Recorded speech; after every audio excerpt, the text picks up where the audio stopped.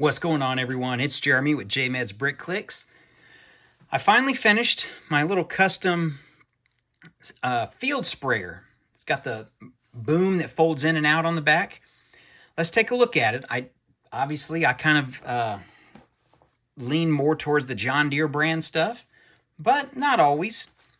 I even actually got lucky with my neighbor just down the street from me who was getting ready to spray his soybean field. So I got a little short 10-15 second clip of his old, I want to say maybe 70s 80s model sprayer. I don't even know the brand name. I have to look back at the video because I'd never heard of it before, but we'll take a look at that a little ways through this video. So let's take a look at it. Got my little build pads. Just in case you don't know, these are just free flooring samples from like Lowe's or Home Depot or Menards. Perfect to just do little things with or put your pieces on to where they don't fall off the table. All right, so we've got some fenders. We've got our yellow tires. Tried to be elevated up as high as I could to be able to go over the top of the corn or soybeans. Our nice grill on the front. We've got our exhaust. Got some little side mirrors. Kind of just need to adjust them a little bit. Some stairway or steps to be able to get up that do retract up. Kind of like real life. I couldn't really find anything else I liked that worked any better than that. And I mean, honestly, that works perfect for me. So no complaints whatsoever. I'm happy with it. Got our little yellow receiver box on the top. So we've got our GPS system. And go around the back, you can see our yellow tank, our filling spot for the tank. Before I unfold this, I just try to do a 360 view on it. Okay.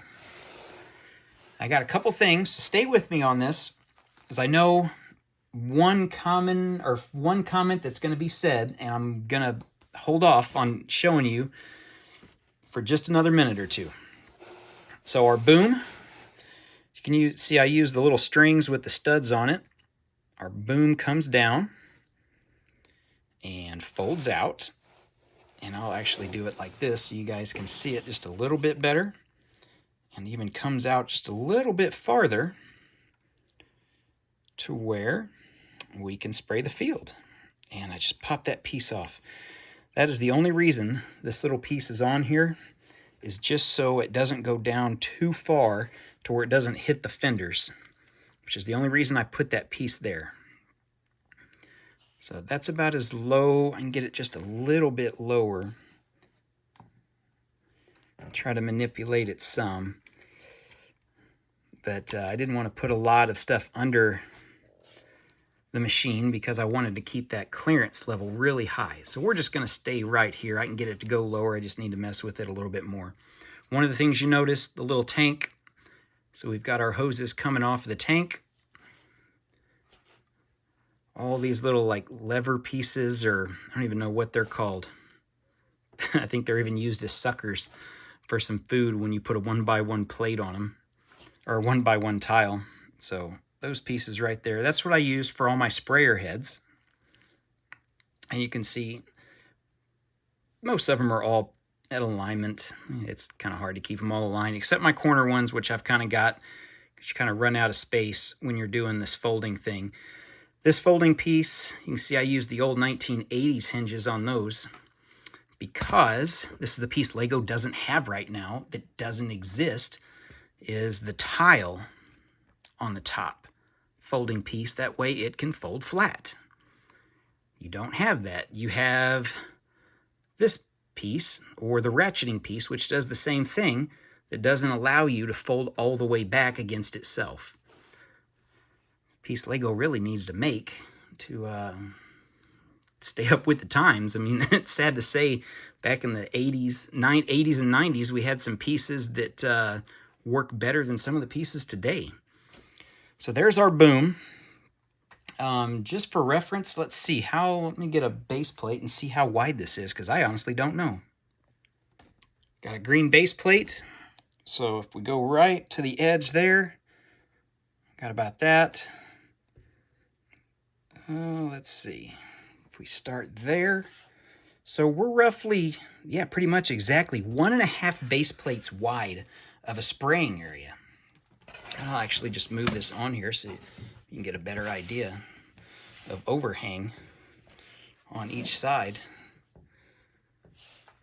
Yeah, we're about, and when you get to the edge of the sprayer heads, I can't even fit it in the shot. Yeah, right about there. We're about, yeah, 1.5 base plates, so 32 plus another 16, 48. I ought to grab a 48 by 48 plate just to double check that, but I think I've used almost all of them in builds. Anyway, so you've seen it like this. Here's its full, when it's coming at you, version. Put our steps up. Just got to make sure our boom stays level. And there we go. Now, I did make a pull-behind sprayer last year for my tractors, and I kind of used this tractor here. I just modified the Lego set 60287. This one right here. Just modified it to the John Deere standards. And off I went. So let me grab that other sprayer and I'll show you just a quick comparison.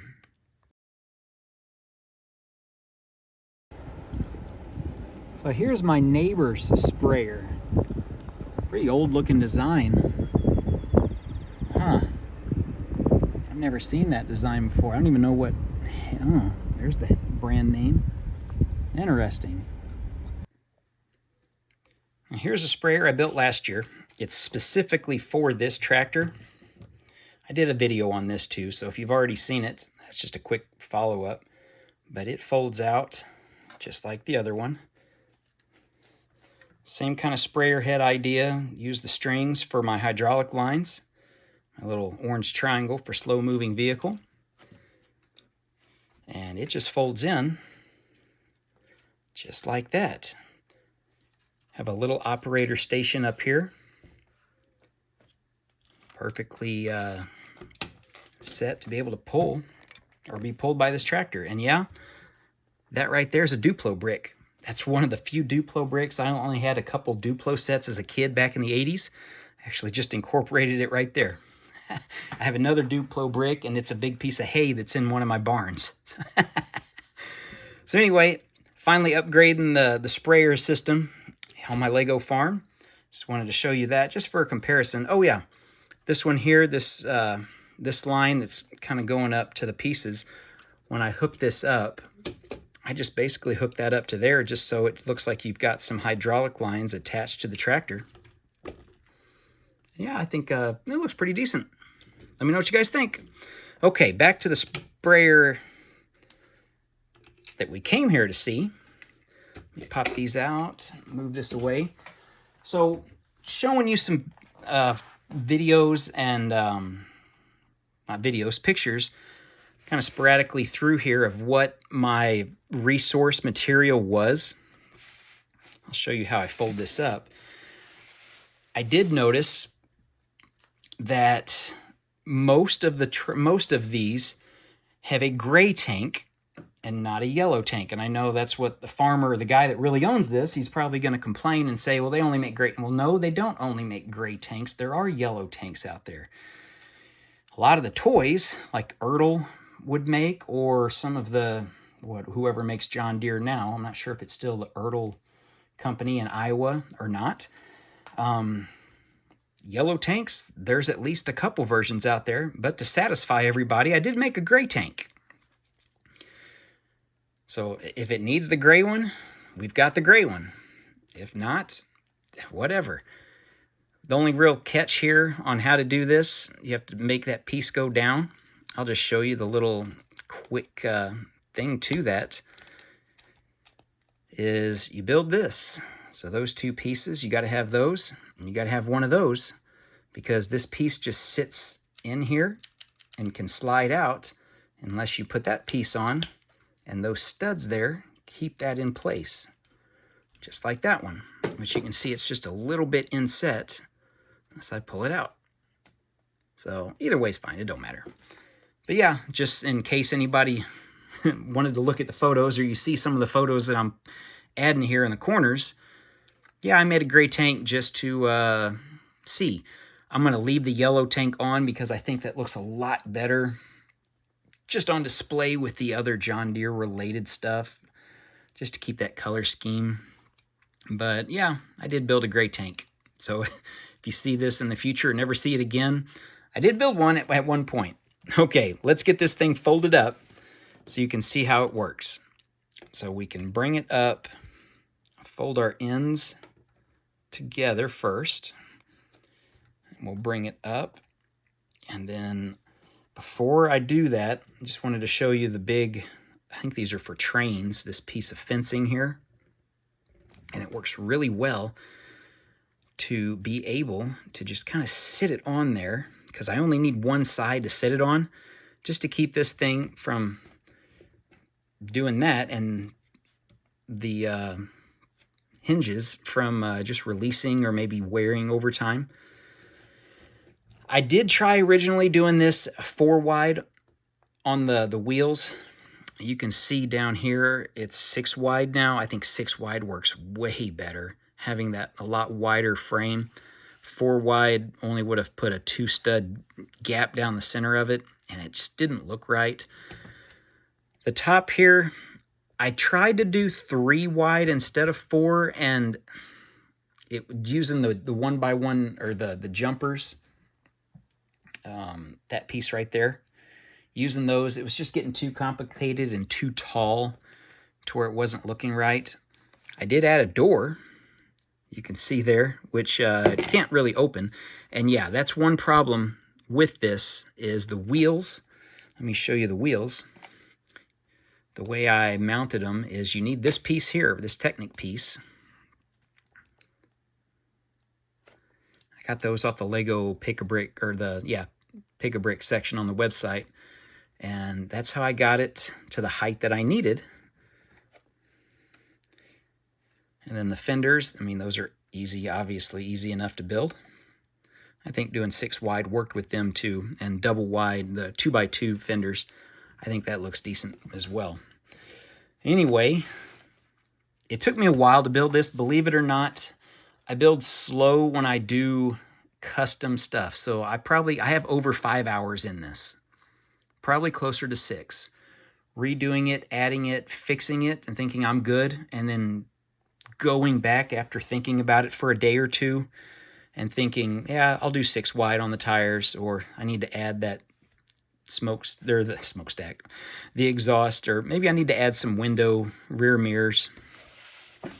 Then I was thinking about how to do so we have 1x12, I believe, are these longer pieces. I had 8s and then another set of 8s, but that just didn't look right, so I wanted to do the longer one and then just a small one out on the end. The fenders used to be 1 wide instead of 2x2 wide, and even making the extra tank. But yeah, I'm really happy with it. I think it's a great addition to my John Deere collection of vehicles, which I need to do a compilation video of vehicles and tractors of just my John Deere stuff, and then just do a compilation of all my custom stuff, which is all different color tractors: white, red, blue, black, yellow. Yeah, the custom stuff that I've built. I mean, there's a few tractors that nobody's seen unless you've been here in the Lego room, which is very, very few people. All right, well, I think that's what the video is. Hopefully you guys liked it. I know it's a great addition to my farm. You'll see this put out on the Lego farm soon enough. I'm going to make sure I spend enough time building this thing. I'm going to make sure it makes its way into a couple other videos going forward. So, thanks for watching, everyone. I appreciate it. If you're new, check out my videos for any of the farming stuff. I have a bunch, hundreds, over 100 videos of just farming-related Lego builds. Tractor implements, tractor attachments, custom tractors. Not just John Deere. I do have I've got several other color tractors. Yeah, and I have every official Lego tractor ever made as well. So there's all kinds of stuff for you guys. along with custom farm. All right, we'll see you in the next one.